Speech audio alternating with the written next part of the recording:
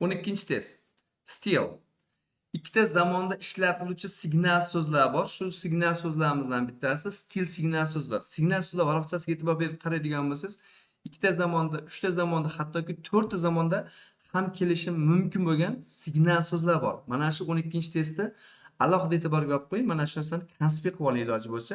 Demak, ikki xil zamonda keluvchi signal so'zlar degan bitta kichkina daftaringizdan joy ajratib qo'ying-da.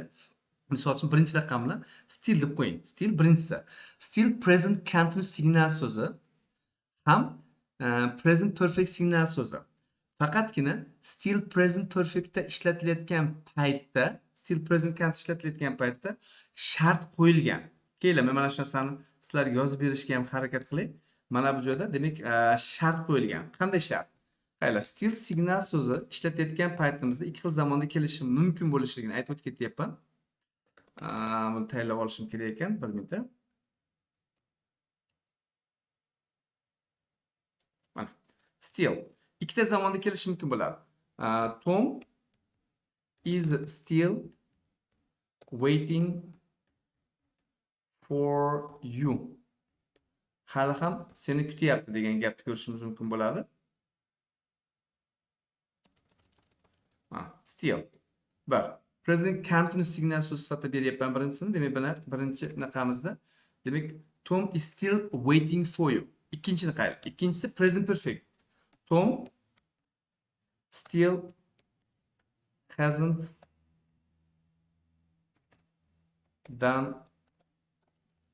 Kela finish bering, chunki done fe'liga adashmanglar. His work. Mana shu ikkala gapni ko'rishingiz mumkin bo'ladi. Still. Tom is still waiting for you. Present continuous. Tom still hasn't finished his work. Mana shu joyda demak, agar still bilan ikkalasini bir-biriga raqobatga qo'yadigan bo'lsa, e'tibor beringlar. Birinchisi, still present continuousda yordamchi fe'l bilan asosiy fe'lni orasida turadi mana. Bu yerda yordamchi fe'l kelayotgan ko'rishingiz mumkin bo'ladi. Bu tomonda asosiy fe'l kelyapti. Lekin still present perfect signal so'z bo'lgan holatda ikkita shart qo'yilgan. Ikkita shart qo'yilgan. Birinchi shartimiz nima? Birinchi shartimiz demak aytyapmizki inkor perfect. Inkor perfect. Ikkinchi shartimiz yordamchi fe'l. Yordamchi fe'l demak I'm sorry. Yordamchi still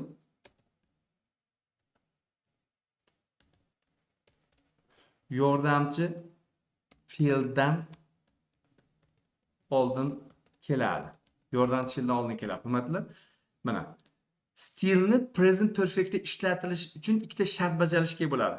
Demak, still yordamchi fe'l dan oldin kelish kerak bo'ladi va still qatnashayotgan gaplarimizda gap inkorda bo'ladi va bu gapimiz bilishingiz kerak bo'lgan narsaki, demak mana shu stillni gapni tarkibida ishlatilayotgan holati, demak bu aynan stillni demak gap oxirida keluvchi yet bilan bir xil ekanligini ham bilishingiz kerak bo'ladi.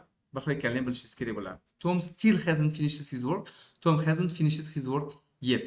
Mana shu stillni demak men mana shu qoidani olaman. Sizlarga albatta tashab qo'yaman, hurmatlilar. Bu joyga sizlarga tashab qo'yishim kerak bo'ladi. Buni mana bunday qilib tashlab qo'yapman. Okay? Dars ketdi va shundan kelib chiqqan holatda, hurmatlilar, shundan kelib chiqqan holatda mana bu yerdagi hammasi mana ko'ryapsizlar. Birinchi o'rinda mana have bo'lish shakli turibdi. Mana bu yerda haven't finished bo'lish gap turibdi. Still va mana bu joyda passive voice ham turibdi. E'tibor beringlar, bu joyimizda men o'qilmadim degan gap kerak emas. Passive voice olishdan albatta signal so'z gapning ma'nosiga e'tibor qaratishimiz kerak. Men o'qilmadim bo'lyapti-da, bizga passive voice ga ham hech qanaqa tarjima tortmayapti. Va shu sababli to'g'ri javobimiz B javob bo'lishini ko'rishimiz mumkin bo'ladi.